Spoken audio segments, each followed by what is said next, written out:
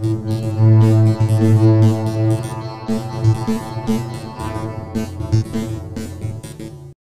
day everyone! Welcome back sa aking YouTube channel. In today's lesson, meron ulit tayo mathematical problem na nanggagaling sa Battle of the Brains, High School Division, Easy Round. And here's the question. The sum of the interior angles of a regular polygon is 1,180 degrees. How many sides does the polygon have?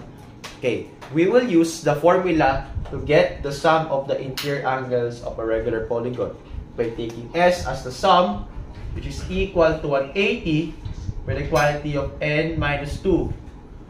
Now, what we're going to do, we will substitute 1,180 dito sa S. 1,180 equal to 180, the quantity of n minus 2. What we're going to do now?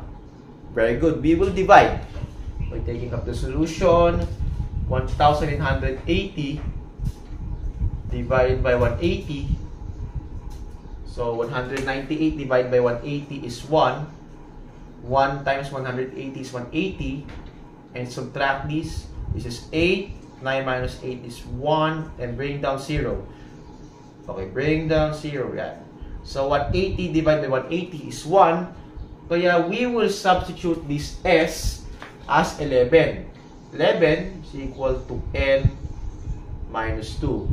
So, paano yan? Itatranspose natin itong 2 dito.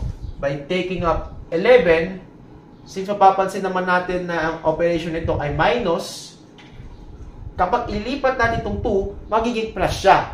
By taking 11 plus 2 is equal to n. Kaya, the final answer for this, the sides of the polygon is 13. In short, ang tinutukoy dito na polygon ay tridecagon.